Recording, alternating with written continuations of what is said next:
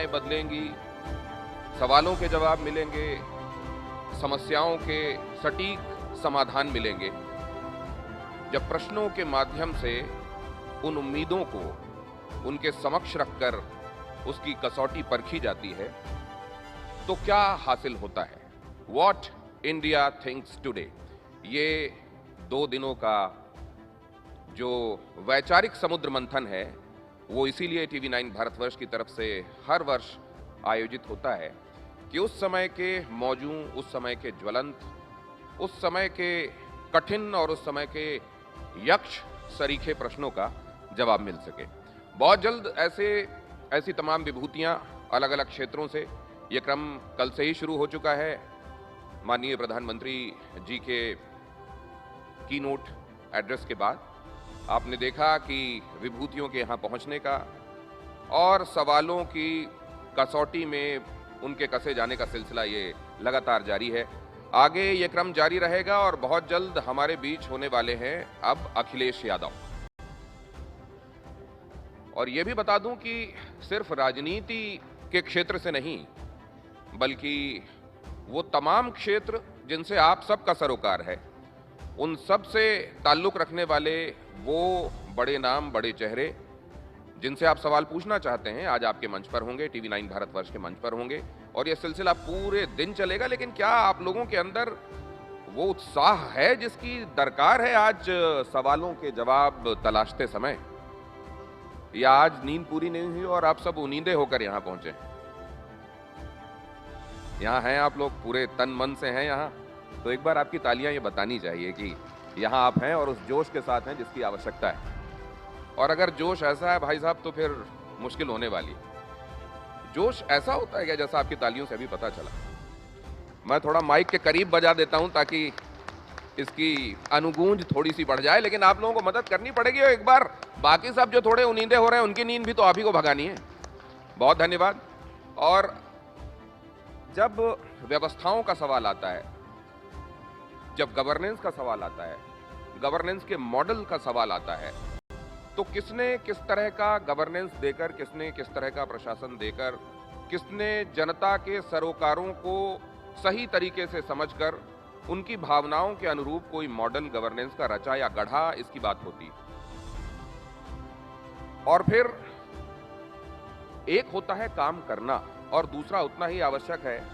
भाटी जी आज हमारे समक्ष आ गए हैं, वो इस बात पर सहमति में सिर भी हिला रहे हैं। एक होता है काम करना, दूसरा होता है काम को जनता के बीच में पहुंचाना और इसके आधार पर आने वाले दिनों में फिर से जनादेश के लिए जनता के समक्ष जाना।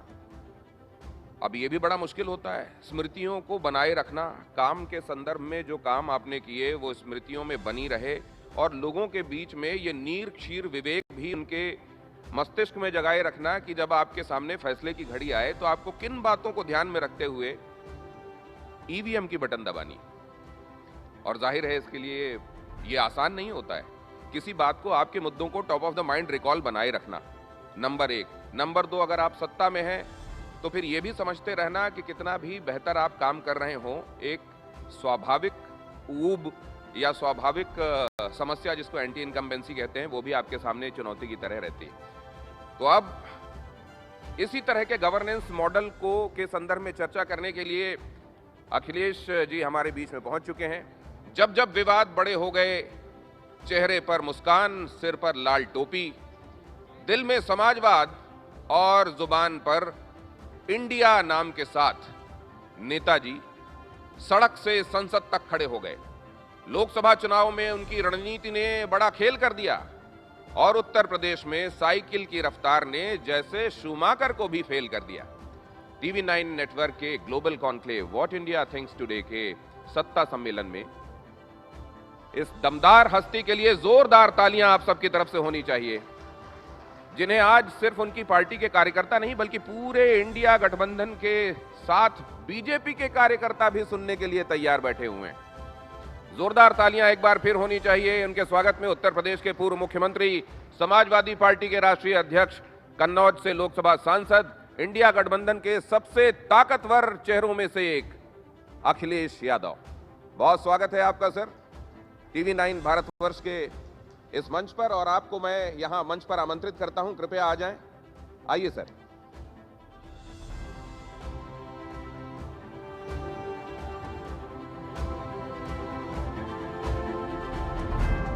और मेरे सहयोगी निशांत और सुमेरा इस सेशन को आगे बढ़ा रहे हैं, और अब मैं इसमें और वक्त नहीं लूंगा। Session is all yours.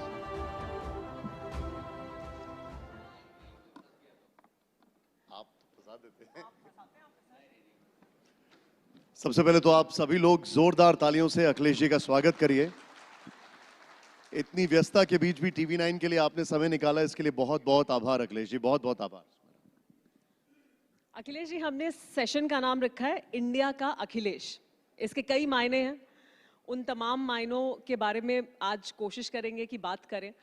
लेकिन सबसे पहले आपसे ये सवाल कि इंडिया का हाल क्या है? सबसे पहले मैं आपका धन्यवाद देता हूं कि आपने मुझे बुलाया अपने कार्यक्रम में। आपके कार्यक्रम में आने से पहले मैं खुद सोच रहा था कि इंडिया का हाल क्या मानूं। मैं इतना ही जानता हूं कि इधर भारतीय जनता पार्टी के लोग एक लाल टोपी से घबराते हैं और दूसरा लाल सिलेंडर से। और इस बार जो आप सत्ता सम्मेलन कर रहे हैं, अगली बार आप भत्ता सम्मेलन करिएगा, क्योंकि इधर जो हम लोग देख रहे हैं कि जिसका दाना उसका गाना, दाना बंद तो गाना बंद। और इस समय तो जिनका भत्ता बंद हुआ है उनकी तो कटौती चल रही है, कई लोग नौकरियों से भी बाहर हो रहे हैं।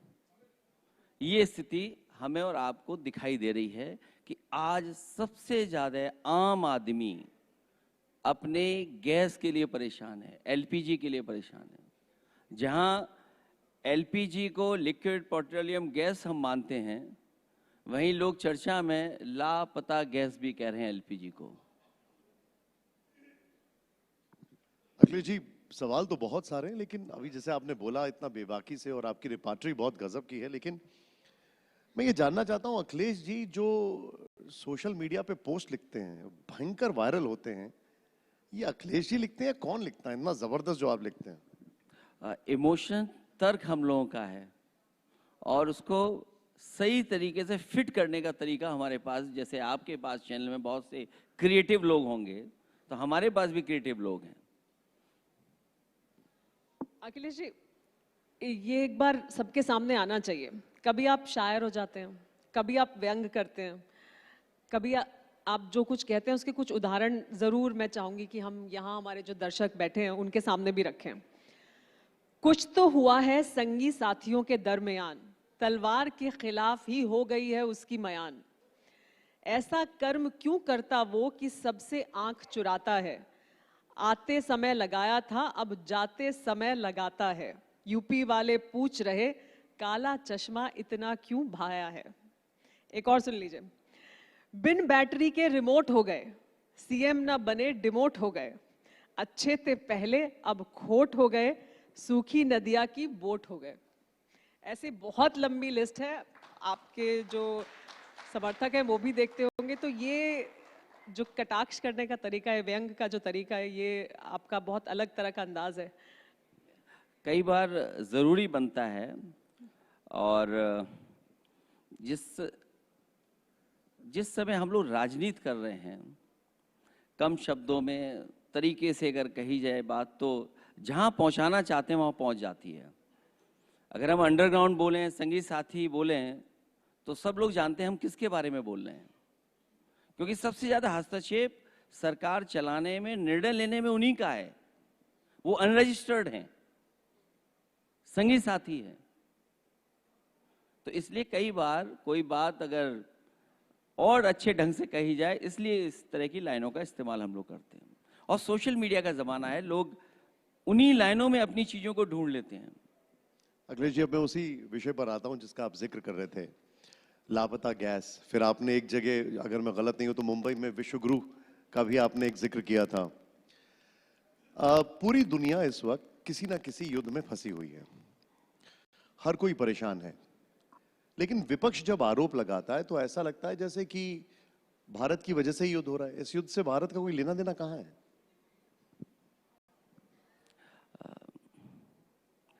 हालांकि भारत के लोगों को बहुत बड़ा सपना दिखाया गया था कि हम विश्व गुरु बन जाएंगे। तो अगर हम विश्व गुरु को विश्व गुरु के रूप में माने तो भारत की जनता और खासकर विपक्ष तो ये उम्मीद कर सकता है कि हमारे विश्व गुरु रोक सकते हैं युद्ध। और भारत के लोगों ने देखा कि बिना प्रोटोकॉल के, बिना किसी मीडिया की तैयारी के, सरकार के प्रमुख सांसद पाकिस्तान में उतर गए थे और इस बार इजराइल से लौटे तो युद्ध हो गया। तो अगर इजराइल से लौट रहे थे, ईरान में रुक गए होते तो शायद युद्ध नहीं होता। लेकिन अखिलेश जी, कल इसी मंच पर, यहीं पर मोदी जी थे, उन्होंने कहा कि जो ऐसे संकट के समय कुछ लोग ऐसे हैं और कुछ दल ऐसे हैं जो राजनीतिक अवसर खोज रहे हैं, ये वक्त संयम और संवेदनशीलता का है। और यही शब्द विपक्ष के लिए क्यों नहीं? यही शब्द विपक्ष के लिए क्यों नहीं? यही भावना विपक्ष के लिए क्यों नहीं? आप विपक्ष के लोगों को झूठा फंसाएंगे, आप विपक्ष के लोगों को परेशान करेंगे अपनी संस्थाओं को भेज करके। न्याय कहां मिल रहा है? और जब मुख्य नगरी में हत्या हो जाए और राज्यसभा सांसद ये कहें कि अगर न्याय नहीं मिलेगा तो मैं राज्यसभा में सरकार को नंगा कर दूंगा, और प्रमुख नगर जो क्यूटो बनना था, जहां पर दौड़ा दौड़ा के छात्र की हत्या हो जाए, तो स्वाभाविक है विपक्ष अपनी बात तो रखेगा। जो संयम, जो न्याय की बात, जो मधुर भाषा की बात है या अपॉर्चुनिटी ढूंढने की बात है, तो न्याय तो दीजिए विपक्ष को। आप न्याय कब देते हैं? देखिए, बिल्कुल विपक्ष को अपनी बात रखनी भी चाहिए और उसे वो मौका भी मिलना चाहिए, न्याय भी होना चाहिए। लेकिन ये जो समय है, जो युद्ध हो रहा है, वो वर्ल्ड क्राइसिस है, वो सिर्फ भारत का क्राइसिस तो है नहीं। इसमें तो सबको मिलजुल के काम करना चाहिए, ये तो एक बड़ा चैलेंज है। तो क्या यहाँ पर वो एकजुटता नहीं दिखनी चाहिए? और इसमें तो हम पीड़ित हैं ना, आरोपी कैसे हो गए?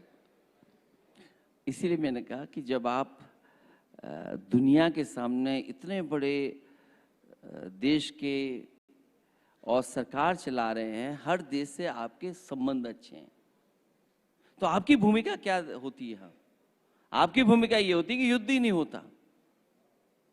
युद्ध क्यों हुआ? युद्ध टाल सकते थे, तभी तो हम विश्वगुरु मानते किसी को।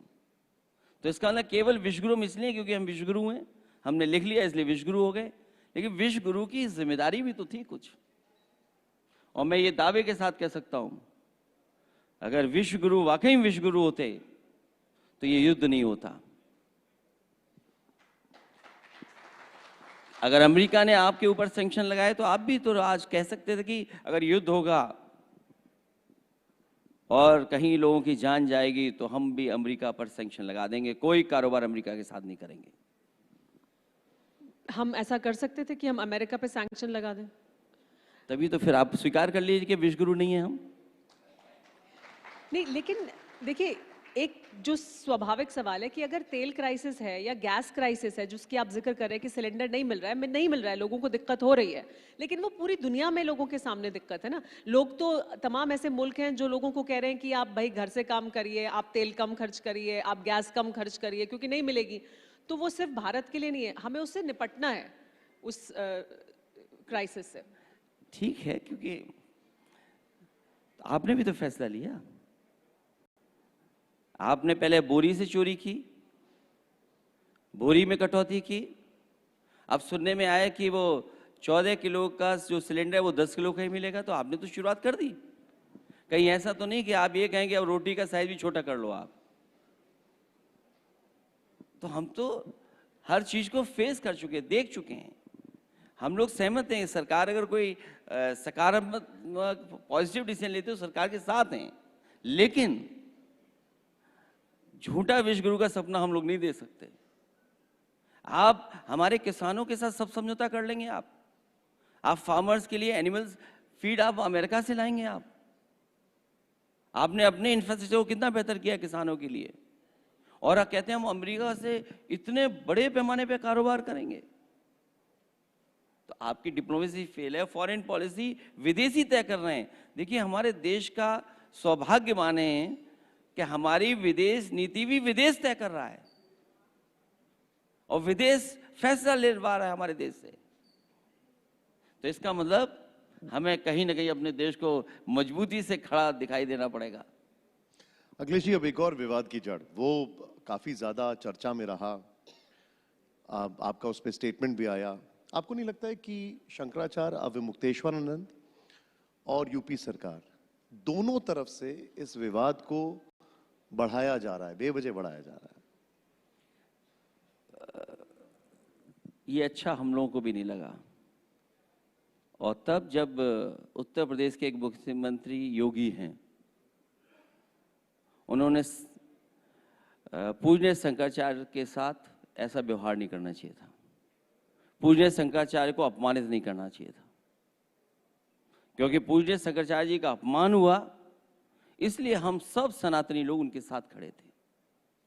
कोई कल्पना कर सकता है कि जो हमारी सदियों से परंपरा बन रही, वैदिक समय से परंपरा रही कि शंकराचार्य लोग स्नान करने जाते थे गंगा में, लेकिन पाबंदी लगा दी, रोक लिया।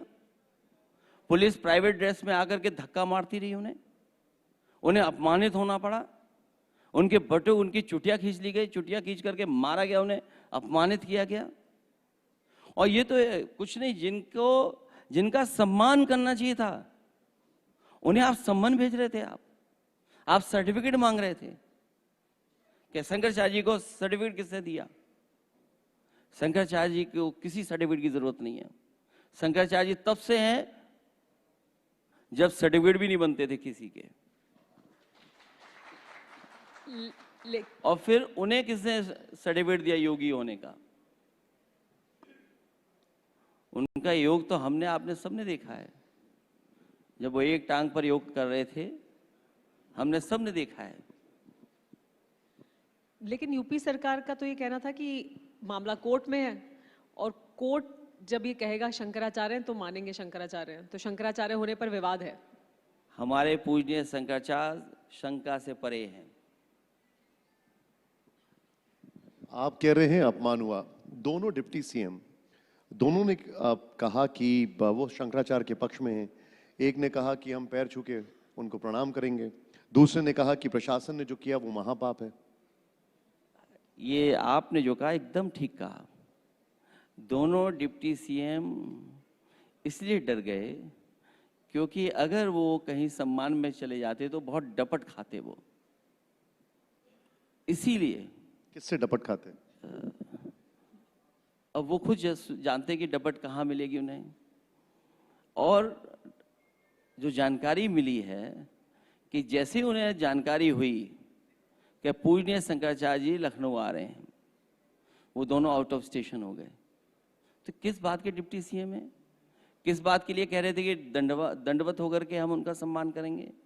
उनका अपमान महापाप है। आपने बटुकों को बुलाकर के सम्मान किया। ये बटुओं से चलते हैं, बटुक का क्या सम्मान करेंगे? आप यूपी के देखिए, इनके हाथ में बटुआ मिल जाए अगर, तो सब कुछ बदल जाता है वहां।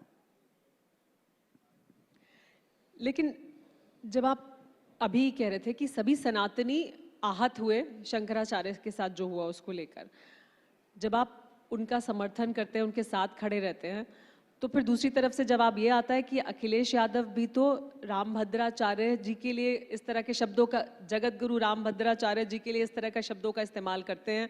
क्या वो सनातन का अपमान नहीं है? जगत गुरु रामभद्राचार्य जी के बारे में केवल मैंने एक बार कहा, और वो मैंने सरकार को याद दिलाया।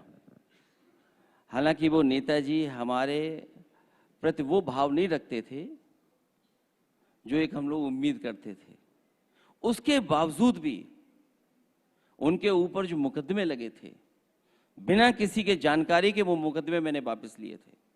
तो सरकार को याद दिलाने के लिए कि आप सनातनी हैं, आप पूज्य शंकराचार्य जी का अपमान मत करिए, उनसे सर्टिफिकेट मत मांगिए, अधिकारियों को भेज करके प्राइवेट ड्रेस में उन्हें अपमानित मत करिए। और जब ये भी नहीं माना, स्वीकार किया, तो क्या किया उन्होंने? झूठे मुकदमे लगाए, साजिश षड्यंत्र की। एक बात तो साफ हो गई है कि शंकराचार्य जी के आह्वान के बाद ये नकली संत बचने वाले नहीं हैं। नकली संत, आप किसको नकली संत मानते हैं? जो संविधान और कानून को नहीं मानते। बीजेपी ये बार बार कह रही है कि शंकराचार्य अविमुक्तेश्वरानंद की जो विवाद है उसकी आड़ में आप राजनीतिक एजेंडा चला रहे हैं। बिहार में उम्मीदवार उतारे और अब यूपी की बारी है। हमारा कोई पॉलिटिकल एजेंडा नहीं है। जो पीड़ा में है, जो पीड़ित है, जो दुखी है, हम उसके साथ हैं। नहीं, लेकिन वो कह रहे हैं कि अविमुक्तेश्वरानंद जो हैं उनका पॉलिटिकल एजेंडा आप चला रहे हैं। मुझे नहीं लगता है कि कहीं हमारा और उनका किसी तरह का पॉलिटिकल एजेंडा हो। जो पीड़ित है, जो दुखी है, जो अपमानित है, उसके साथ पीडीए, हम समाजवादी पार्टी के लोग उनके साथ हैं। शंकराचार्य अविमुक्तेश्वरानंद जी का सबसे बड़ा मुद्दा है गौ माता को राज्य माता का दर्जा दिलाना। इसके लिए वो संघर्ष भी कर रहे हैं, इसके लिए उन्होंने विरोध प्रदर्शन भी किया। आपकी सरकार आएगी तो गौ माता को राज्य माता का दर्जा देंगे, और आप घोषणा पत्र में लिखेंगे। क्या इस बारे में आपकी उनसे बात हुई? गौ सेवा हम आज से नहीं कर रहे हैं। हम जिस वंश के हैं, जहाँ से हमारी पीढ़ियाँ आई हैं, हम तब से गौ सेवा कर रहे हैं। और मैं आपको फिर याद दिलाता हूँ, बताता हूँ कि गाय सेवा हमारी हमेशा रही है और करते रहेंगे। ये भाजपा वालों के किसी के गाय वाय नहीं है, इनके मत धोखा खाइएगा आप। इन्हें केवल प्रेम गोबर से है, और कोई चीज़ इन्हें खराब करवानी हो तो भाजपा को दे दो आप। मुझे याद है उत्तर प्रदेश में समाजवादी सरकार में सबसे पहला काऊ मिल्क प्लांट कन्नौज में लगाया, बनकर के तैयार हो गया, यूपी का पहला काऊ मिल्क प्लांट। और तय ये किया था सरकार ने कि धीरे धीरे आसपास जो हमारी देसी गाय हैं वो बढ़ जाएंगी और जानवर हटा दिए जाएंगे। और अगर उससे भी नहीं काम चलेगा तो गाय के दूध के खरीदने के लिए, चाहे हमें भैंस के फैट कंटेंट से देख करके जो रेट मिलता है उससे 4 रुपये ज़्यादा देना पड़े, हम देंगे और गाय की सेवा करेंगे और गाय की संख्या बढ़ाएंगे। इन भारतीय जनता पार्टी के लोगों ने वो काऊ मिल्क प्लांट बंद कर दिया। इसलिए बंद कर दिया क्योंकि समाजवादी पार्टी ने शुरू किया था। और आज मैं ये दावा कर सकता हूँ, कह सकता हूँ कि देश का सबसे मॉडर्न काऊ मिल्क प्लांट था वो, जिसका उद्घाटन प्रधानमंत्री जी से करवाया। उसके बाद उत्तर प्रदेश की सरकार ने उसे बंद कर दिया। तो आप बताइए गौ सेवा कौन ज़्यादा करता है? हम ज़्यादा करते हैं कि बीजेपी वाले करते हैं ज़्यादा? अखिलेश जी, ये जो आप ऑफर निकालते हैं कि बीजेपी के 2 डिप्टी सीएम 100 विधायक लाएं और सीएम बन जाएं, क्या कहना चाहते हैं अखिलेश जी? अब मुझे जानकारी हो गई है कि उन दोनों डिप्टी सीएम पर एक भी विधायक नहीं है।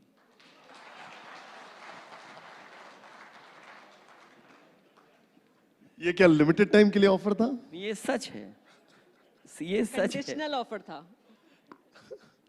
वो कह रहे लिमिटेड टाइम ऑफर था, मैंने कहा नहीं, कंडीशनल ऑफर था।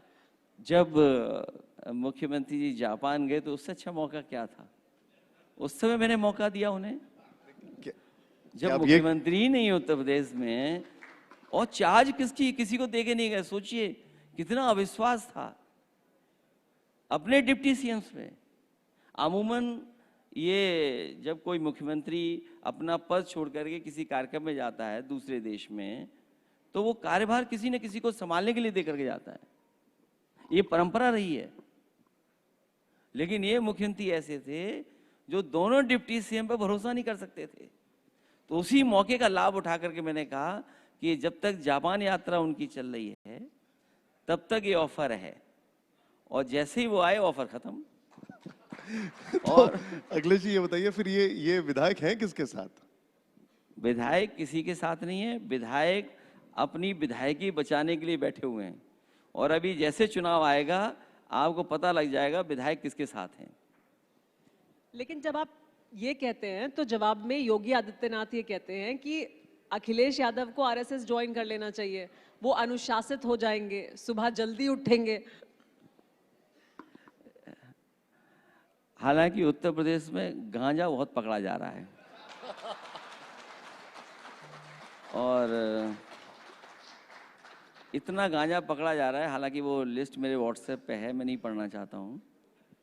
राजधानी में पकड़ा जा रहा है, बनारस में पकड़ा जा रहा है, गोरखपुर में पकड़ा जा रहा है, ललितपुर में पकड़ा गया, झांसी में पकड़ा गया।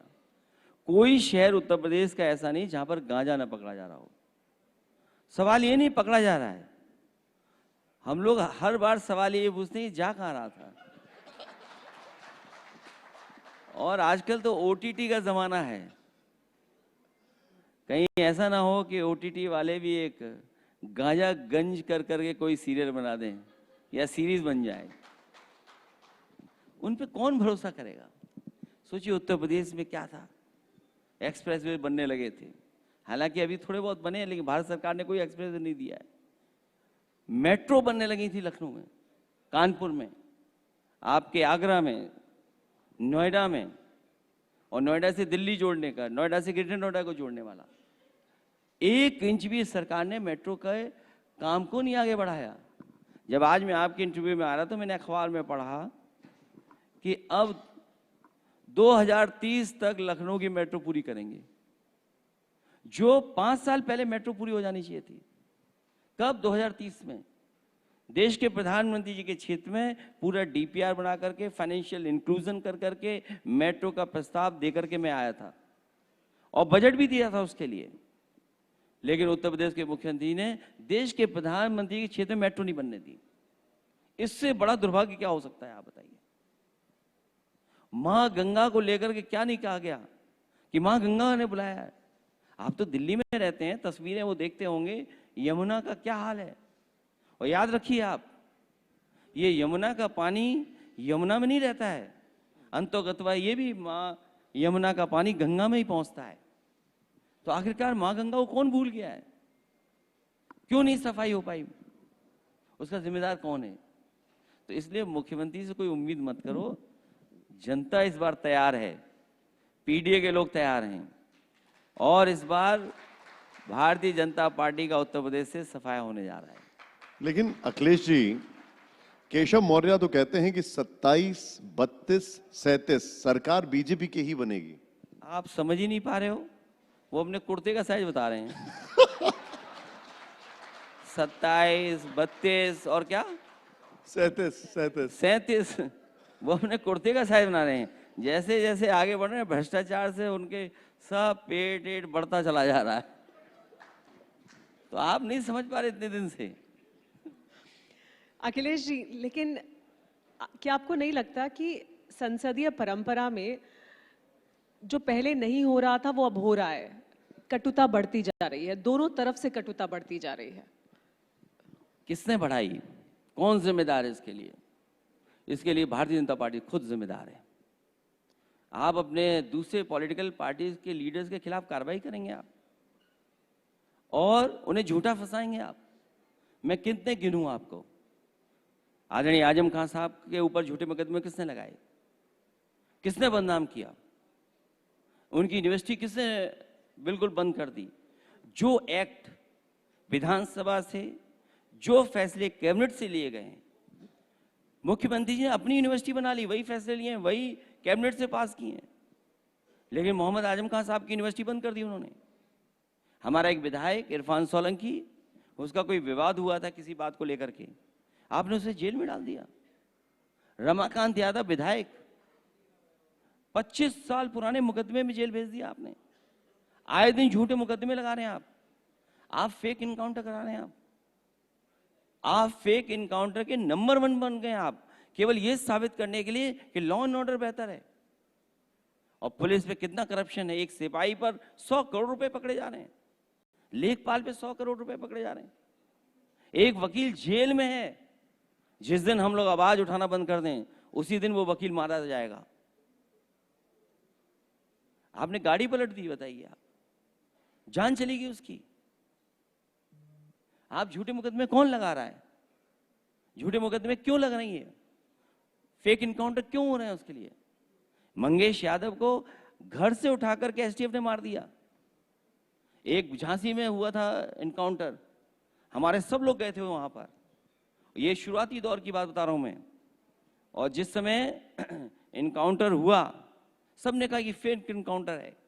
उसकी पत्नी ने कहा कि अगर न्याय नहीं मिला तो मैं भी आत्महत्या कर लूंगी।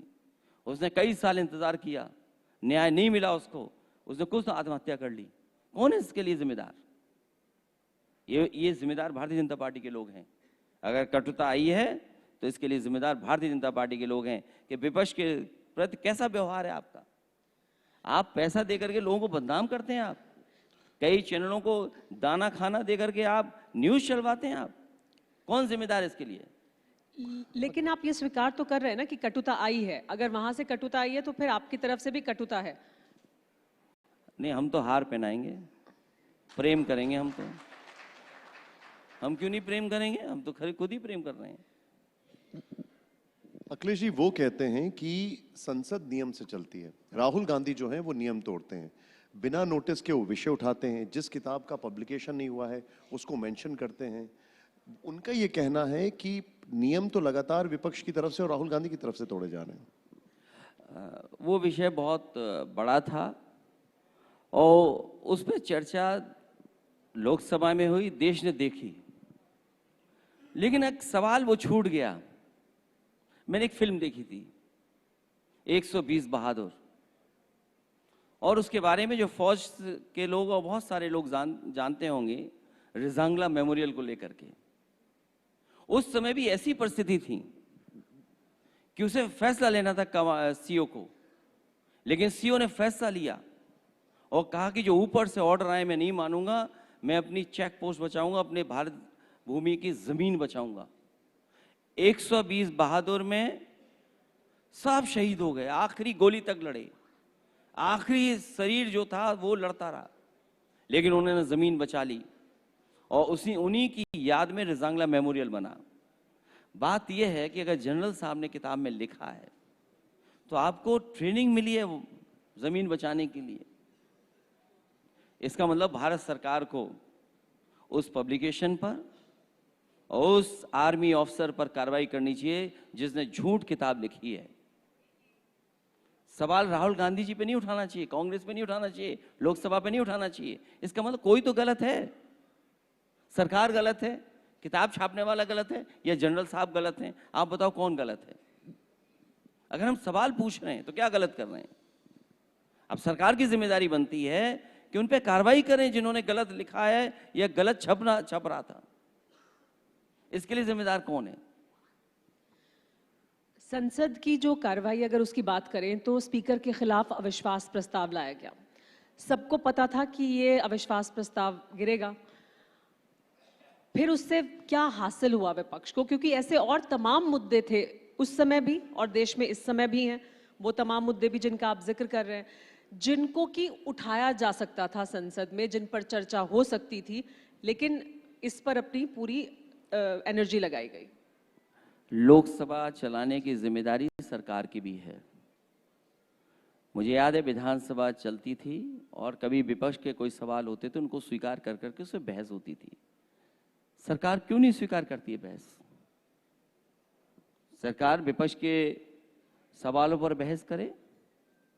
और स्पीकर साहब पे कम था, सरकार के खिलाफ ज्यादा था, क्योंकि सरकार क्यों दबाव बनाती है स्पीकर पर? सरकार की तरफ से क्यों दबाव बनता है? एक और बहुत अहम मुद्दा है जिसकी चर्चा हो रही है इस वक्त, मैं चाहूंगी कि आप उस पर आपके क्या विचार हैं जरूर रखें। कि ये कहा जा रहा है कि इसी सत्र में सरकार एक विधेयक ला सकती है और लाने वाली है परिसीमन के मुद्दे पर। सीटों की जो संख्या है वो 50% बढ़ जाएगी और उसके जरिए महिला आरक्षण भी लाया जाएगा। इस पर आपका क्या विचार है? हालांकि इस पर चर्चा बहुत हो रही है। हमारा मानना है कि सेंसस हो, जाति जनगणना हो और महिलाओं को आरक्षण मिले, और उसके बाद डिलिमिटेशन जो करना चाहते हैं, संख्या बढ़ाना चाहते हैं, लेकिन बिना दक्षिण भारत के पॉलिटिकल पार्टी से बात किए हुए इस पर कोई निर्णय नहीं लिया जाना चाहिए। हम अपना पक्ष तभी रखेंगे जब दक्षिण भारत के हमारे सभी मित्र दलों से बात हो जाएगी, क्योंकि लोग चर्चा दूसरी करने लगते हैं कि यूपी को लाभ होगा, यूपी में सीटें बढ़ जाएंगी। यूपी में तो प्रधानमंत्री भी दिया, यूपी को कौन सा लाभ मिल गया ज्यादा? वो विषय पे हम बहस नहीं करना चाहते। अब एक और चीज जो काफी चर्चा में है वो ये है कि मुख्य चुनाव आयुक्त को हटाने के लिए मुहिम चलाई जा रही है, उससे क्या मिलेगा? उन्हें अपनी क्रेडिबिलिटी साबित करनी चाहिए और उन्हें वोट काटने से ज्यादा वोट जुड़वाने के लिए एक्सरसाइज करनी चाहिए। ये जो एसआईआर हुई है ये वोट काटने की एक्सरसाइज थी, वोट जोड़ने की एक्सरसाइज नहीं थी। और यूपी में तो कई बार पकड़े गए ये लोग। वैसे देश में तो चुनाव कई बार पकड़ा गया। अभी हाल फिलहाल एक पत्र चल रहा है, लेटर चल रहा है, जिसमें बीजेपी का खुद ही स्टैंप लगी हुई है, बहुत वायरल है वो लेटर। लेकिन यूपी को देखते हुए जो फैसले इलेक्शन कमीशन ने लिए, मैं उससे बिल्कुल भी सहमत नहीं हूं। इलेक्शन कमीशन बीजेपी से मिलकर के भेदभाव करता है। हमारा बाई इलेक्शन लूट लिया गया, पूरा लूटा गया, पुलिस ने वोट डाला। इलेक्शन कमीशन ने क्या किया? हमने कहा कि सीसीटीवी निकलवाइए, आपको पुलिस मिल जाएगी प्राइवेट ड्रेस में। एक एक व्यक्ति ने 6-6 वोट डाले। कौन सा प्रिसाइडिंग ऑफिसर होगा, कौन अधिकारी बूथ पे जाएगा, ये एडमिनिस्ट्रेशन ने तय किया। लेकिन चुनाव आयोग ने कुछ सुना नहीं। क्यों नहीं सुना चुनाव आयोग ने? और फिर अभी जब फॉर्म 7 भरा जा रहा था, बीजेपी के लोगों ने एक जो मजदूर है, गरीब है, जो पढ़ा लिखा नहीं है, जो दस्तखत नहीं कर सकता था, उसके दस्तखत कर करके हमारा वोट कटवा दिया। वो हम लोगों ने पकड़ लिया। वो नंदलाल को बड़ी मुश्किल से हम लोग ढूंढ करके लाए और सबके सामने हम लोगों ने खड़ा किया उसको। वो व्यक्ति साइन नहीं कर सकता, अंगूठा चलाता है, अंगूठा मारता है, उससे साइन करवा करके वोट काट दिए। मैं जानना चाहता हूं इलेक्शन कमीशन ने क्या कार्रवाई की अधिकारियों पर? कार्रवाई बता दें क्या की है। इलेक्शन कमीशन का नियम है कि इतनी बड़ी संख्या में ही फॉर्म 7 एक व्यक्ति भर सकता है। एक दशरथ नाम के व्यक्ति ने 100 से ज्यादा वोट कटवाने का दस्तखत कर दिए। और दस्तखत कहां से हो रहे हैं? कहीं उनकी एक ऑफिस है, उनके पास कोई कंपनी उन्होंने हायर की है, क्योंकि रिसोर्सेज की कमी नहीं है उनके ऊपर। उन्होंने कंपनी हायर की है, वोटर लिस्ट से नाम निकालते हैं, किसका वोट काटना है। सबसे ज्यादा मुस्लिम और पीडीए का वोट काटा उन्होंने। हम लोगों ने पकड़ा। बताइए क्या कार्रवाई की इलेक्शन कमीशन ने? इलेक्शन कमीशन ये बता दे कि नंदलाल के नकली दस्तखत करके जो आपने फॉर्म 7 भरवाया था, जिससे वोट काटा था आपने, उस अधिकारियों पे क्या कार्रवाई की आपने?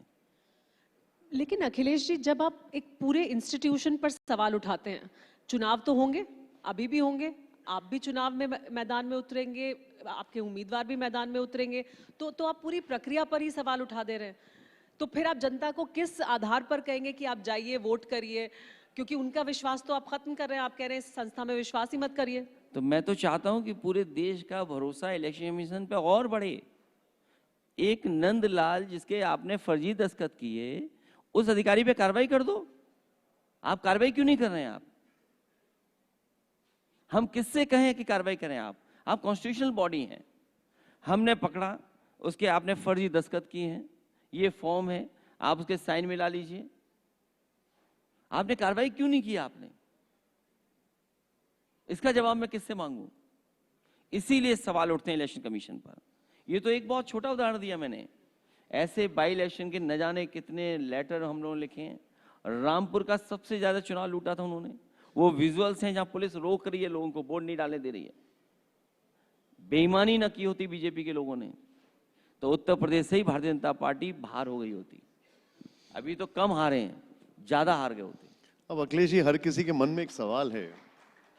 हमने देखा कि जब भी सरकार राहुल गांधी जी को घेरती है तो कांग्रेस के नेता जितने मुखर नहीं हो पाते हैं, उससे ज्यादा अखिलेश जी आ जाते हैं उनके बचाव के लिए। तो क्या यूपी के लड़कों की बॉन्डिंग फिर से दिखाई दे रही है? हम भारत सरकार जैसे नहीं हैं कि पानी का जहाज आपके क्षेत्र में आकर के अमेरिका ने डुबा दिया।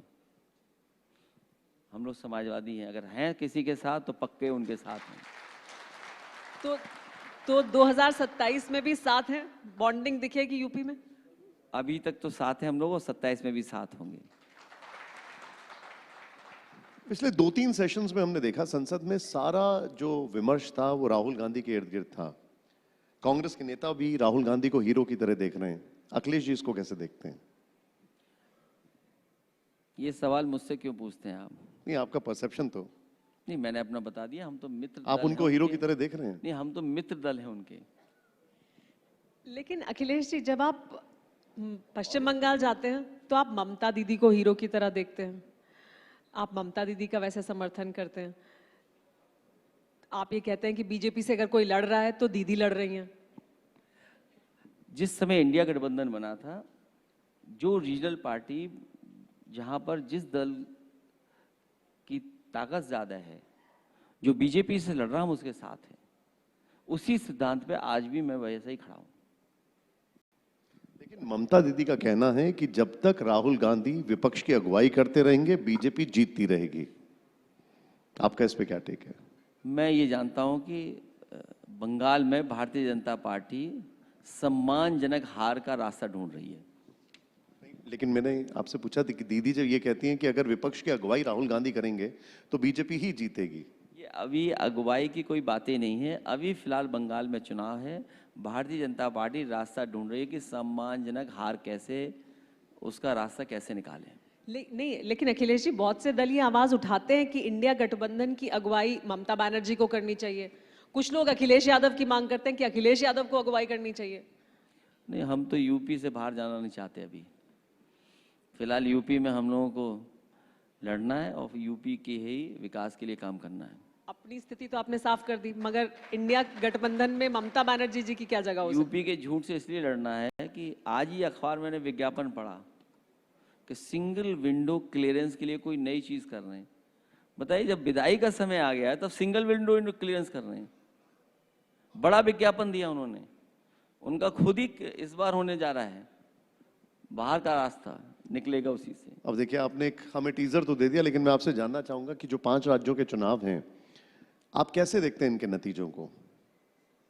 बीजेपी की बहुत बुरी हार होने जा रही है, सभी में, सभी जगह।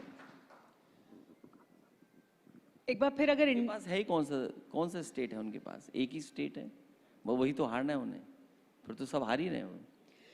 लेकिन हम जब इन स्टेट्स की बात कर रहे हैं तो एक और चर्चा जो बार बार होती है वो है कि राहुल गांधी अलग अलग घोड़ों की थ्योरी देते हैं, बताते हैं कि उनकी पार्टी के अंदर किस तरह के लोग हैं जो पार्टी के खिलाफ काम कर रहे हैं, बीजेपी के लिए काम कर रहे हैं। हेमंत बिस्वा शर्मा कहते हैं कि कांग्रेस पार्टी के तो 30% वोट जो टिकट हैं वो मैं ही बांटूंगा, मेरे पास सारा जो कंट्रोल है वो मेरे पास मौजूद है। अगर ये है तो फिर जीतेगी कैसे? हालांकि इससे ज़्यादा बीजेपी में चलता है, लेकिन बीजेपी की बात बाहर नहीं आती है। ये कांग्रेस को मीडिया मैनेजमेंट करना चाहिए।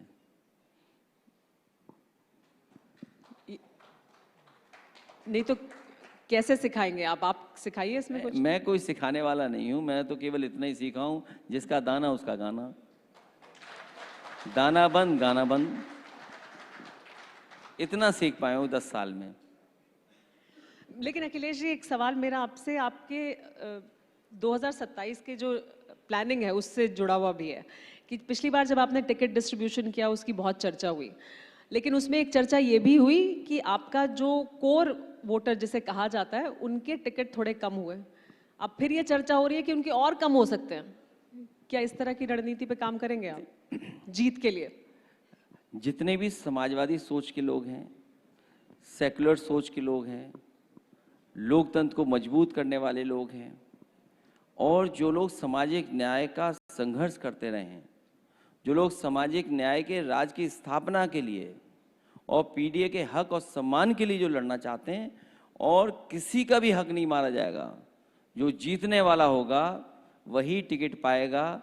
और यूपी में जो समीकरण है, समीकरण के आधार पर ही हम लोगों को मौका देंगे। अखिलेश जी, एक चीज सामने आई हमारे, वो ये है कि राहुल गांधी जी ने चिट्ठी लिखी पीएम को और काशीराम जी को भारत रत्न देने की मांग की है। आपका इस पर क्या टेक है? मैं थोड़ा लेट हो गया इसमें पत्र लिखने में लेकिन पत्र हम लोगों को इसलिए भी लिख देना चाहिए था कि मान्यवर काशीराम जी का बहुत बड़ा योगदान है पीडीए समाज को जगाने में, बहुजन समाज को जगाने में। और साथ ही साथ एक समय ऐसा भी आया था जब लोकसभा में वो नहीं पहुंच पा रहे थे, तो नेताजी ने और समाजवादी पार्टी ने मिलकर के इटावा से सबसे पहले उन्हें लोकसभा में भेजा था। तो समाजवादियों का बहुत बड़ा योगदान है बहुजन समाज को हक और सम्मान दिलाने के लिए और सत्ता तक पहुंचाने के लिए। इसलिए पत्र उन्होंने पहले लिख दिया, पत्र हम लोगों को पहले लिख देना चाहिए था। लेकिन अखिलेश जी, बहुत सारे लोग नेताजी को भी भारत रत्न देने की मांग करते हैं। क्या अखिलेश जी भी कोई चिट्ठी लिखेंगे? देखिए, वो क्योंकि मेरे पिताजी रहे और पार्टी उन्हीं की है, उन्होंने विचार दिया है, इस पर मैं कुछ नहीं कह सकता हूँ। कि वर्कर्स की भावना है, लीडर्स की भावना है, उस पर मैं कोई टिप्पणी नहीं करना चाहता हूँ। अखिलेश जी, एक आखिरी सवाल। यूजीसी पर काफी विवाद हुआ, छात्र सड़क पर आए, आरोप लगा कि विपक्षी पार्टियों की तरफ से कोई स्टैंड नहीं लिया गया। हालांकि आपका रिएक्शन सुप्रीम कोर्ट के उस पर आया, लेकिन कोई स्टैंड नहीं लिया गया विपक्षी पार्टियों की तरफ से। नहीं, ऐसा नहीं है। सबसे पहले हम लोगों ने कहा कि दोषी बचे नहीं और अन्याय हो नहीं, ये बात हम लोगों ने पहले कही। और आखिरकार साजिश कौन कर रहा है? कभी फिल्म बनाने की साजिश करना कौन कर रहा है? फिल्में बनवाने की साजिश कौन कर रहा है? क्वेश्चन पेपर में आखिरकार कौन क्या डाल रहा है?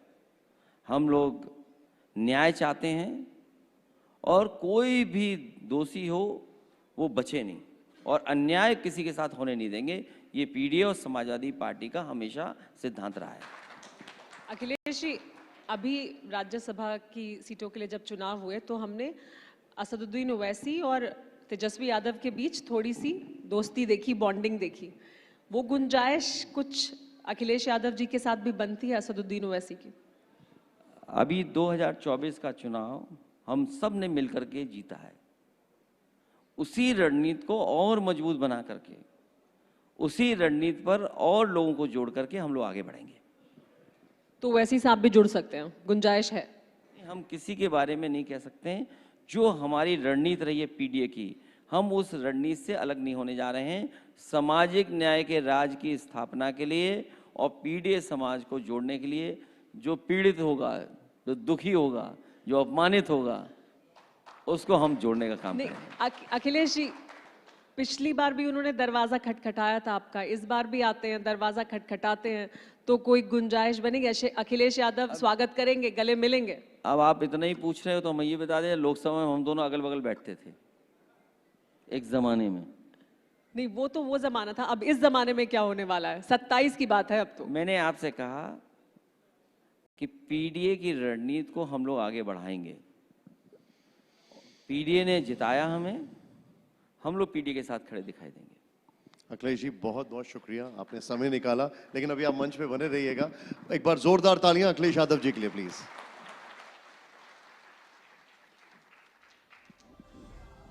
जी, TV9 के इस मंच से तमाम सवालों के आपने बेबाकी से जवाब दिए, और अब मैं गुजारिश करूंगा TV9 ग्रुप के whole time director Hemant Sharma ji से कि वो मंच पर आएं और अखिलेश जी का अभिवादन करें।